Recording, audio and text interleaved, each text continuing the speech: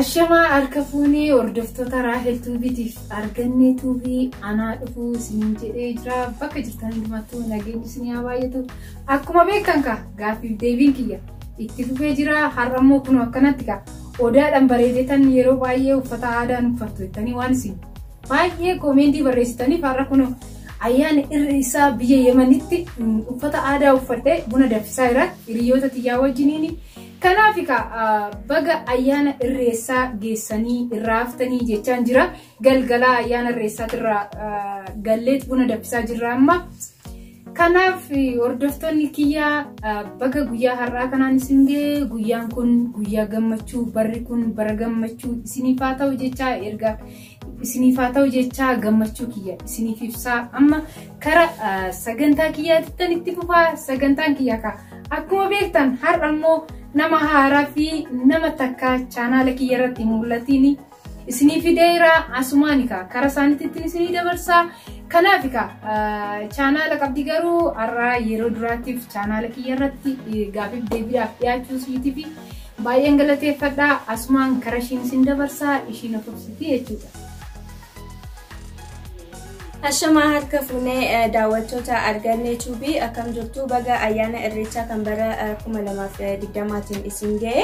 Nuti nagaa qabnaa iddoo jirrutti isinillee uummata keenya bakka jirtanitti nageenyi keessan badhaadhaa isiniin jenna. Egaa har'a arganne tuubii wajjin jirra jechuudha. Anillee yuutuubiin kiyya obsee tuubiidha. Achuma sabskiraayibii gochuu hin dagatinaa isiniin jedha. Gara Raahelitti isin deebisa. Kanaaf daawwattoonni kiyya akkuma ishiin jettee like, share, subscribe gochuudhaan maatii keenya ta'uu akka hin irraanfanne warreen maatii keenya hin taaneef anaa dhufuu balballi keenya banaadha isiniin jechaa irraa. Amma immoo kara keessummaa kiyya ishii haarattan isin dabarsa. Kanaaf ishiin maqaa ishiitirraa kaaste yaa ibsituu sanaan boodaan kara gaaffii kiyyaatti ittiin deebi'aa jechuudha. Ashama ilmaan Oromoo baga geessan ayyaana irreechaatiin baga isiniin ga'e isiniin jedha. Ani arra itubii Rahel irratti mul'adhee hojjedheen beeku gizee dura tanarraa addisiis lateefu ifama wajjiniini oona saasitaan duraati ifama wajjin ifama naa godhaa isiniin jira gara Rahel obboleettiteetti dabarsee jira. Kanaaf hordoftoonni kiyya Asteer har'aadha chaanaala kiyyaa fi daawwattoota kiyya kaanis gizee haaraa gaafan chaanaala irratti yeroo duraatiif gadi ba'u anillee akkuma Asteer kana jecha tokko gizee 5 irra deebi'aan ture. Asteeris adeemsa keessa bartii guyyaa biraa immoo inshallah gaafa diraamaa ishii dalagsiisu immoo diraamaa ishii ilaaltu har'a gaaffii mammaaksatiin eegala. Kanaaf daawwattoonni keenya ammas nafaana turaa jecha gara gaaffii kiyyaatti ittiin deema. Kanaaf daawwattoota kiyya oduun kara mammaaksa kiyyaatti ittiin deebiin immoo amma gidduma waa yaadadheetan guyyaa irreessaa waan ta'eef gaaffii irreessaa yookiin gaaffii guyyaa irreessaa kana isaan gaafachuufanii. Kanaaf obsee tuubii fi Asteer yeroo baay'ee kan dhufu ayyaanni irreechaa waggaatti yeroo meeqa? Ayyaana irreechaa waggaatti kan dhufu siree tokko qofa. Okay, kanaaf daawwattoota keenya obseen deebisteetti. Kanaaf irreessi kun yeroo baay'ee eessatti adeemsifama? Eessatti sirriitti bal'inaan beekama?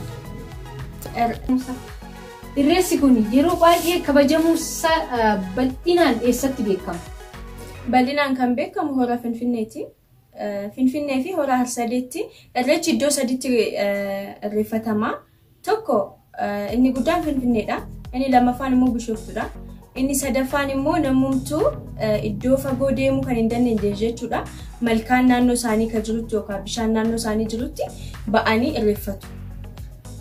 Aywa kanaaf ka hordoftoota keenya obseen akkanatti deebistee irreessi bal'inaan irra guddinaan kan irreeffatamu qoraar sadiititti kan irreeffamatus waggaatti yeroo tokko. Kanaaf kaamee karaa Asteerittan isin deebisaa. Asteerri irreessi kuni aadaadha moo amantii Oromooti jettamee akkamitti yaaddaati? Ani akkata yaadu aadaa Oromooti.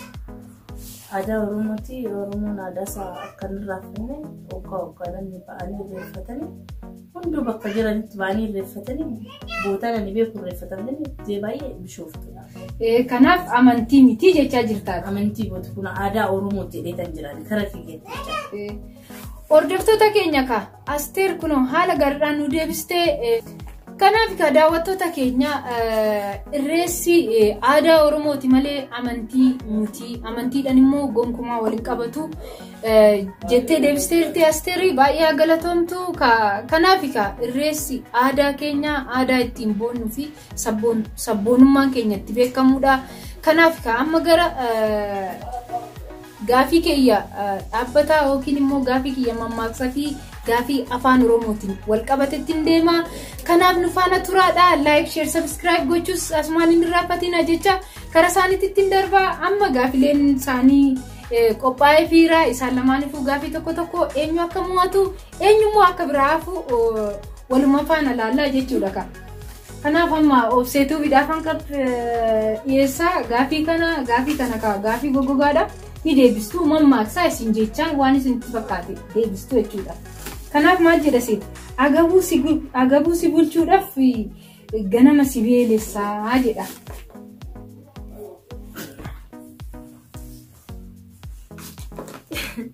Hayyee.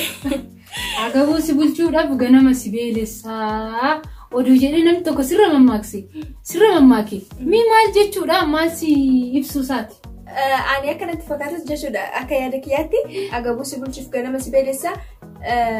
Yoon ganamaan beelee yookaan waan hin qabu nyaadhaa fixee yookaan galgala agabuu buluu danda'a.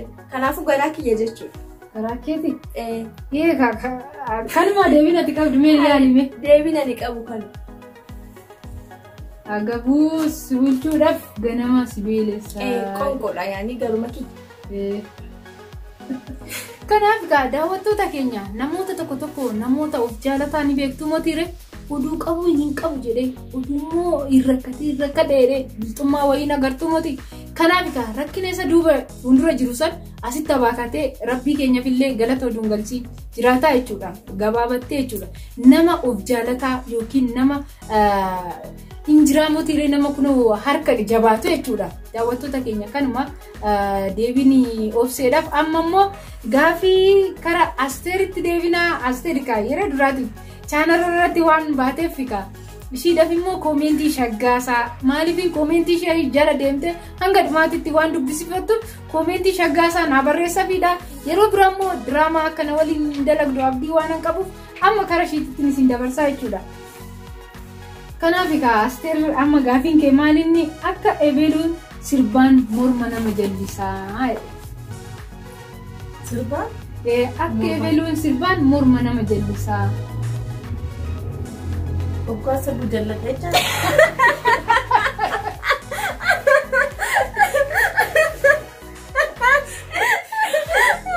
Daawwattoota kiyya kana afaan Oromoo akkatti Oromoonis afaan Oromoo kan sirriitti hin dandeenye jira. Maal jechuun moti afaan Oromoo kan maan kunoo safara keessattis mana keessattis naannottis alarrattis dagaagsaa jirra akkuma isin agartanii. Akka ebeluutti sirbaan morma nama jallisaa jedheen gaafadhe garuu deebisuu hin dandeenye meeqa gaafii goggogaa waan taateef daawwattoota kiyya yaayaaltu jedhee carraa lammataa kennee fi eegan jira yoo ishiin dadhabde immoo waan maddeessaa jechuudha. Akka ebeluutitti sirbaan morma nama jallisaa. Alagaa? Deebisa maal jettare Asteer? Alagaa? Alagaa jechuun maal jechuudha? Yaani oggaa nama daan jechaadha morma nama jallisaa. Oo kan bakka morman nama dabeechaan. Hordoftoota kiyya kun har'a akkanatti guyyaa ayyaana irreechaatti isin bashannansiisaa jira. Kanaaf egaa akka eebiluutti sirbaa jechuun morma nama jallisaadha. Namni akka ofiititti yookiin immoo akka mana ofiititti bula malee akka ollaatitti hin bulu jedhama deebisaa. Kanaaf hordoftoota Raahel Tuubitiif argannee tuubii bakka jirtan dubbatu nageenya isiniif haa baay'atu jecha like share subscribe gochuu isinirraa fatiinadha.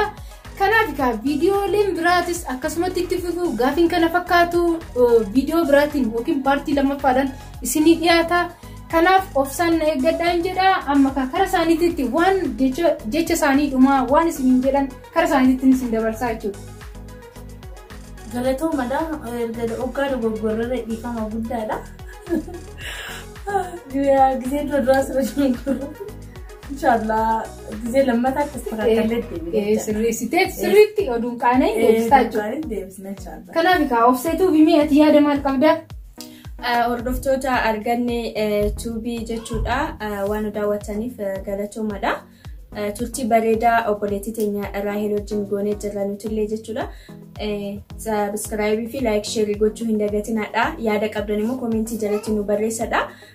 Egaa Raahel gaaffiiwwan kana akkanatti gaafachuu afaan ofii aadaa ofii guddifachuun hedduu bareedaadha waan ta'eef wal cimsaa wal cinaa dhaabbadhaadha hundi keenyaa jechuudha. Galatooma. Kanaaf egaa hordoftoonni kiyya fi maatiiwwan kiyya baay'een isin jaaladha. Viidiyoon kiyya kanarraa asuma irratti dhumeera. Viidiyoo biraatti hanga walitti deebinutti fayyaanaa ta'a. Warra haaraa taataniif anaa dhufu balballi koo banaa isiniin jedhee jira. Horaa bulaa fayyaanaa ta'a.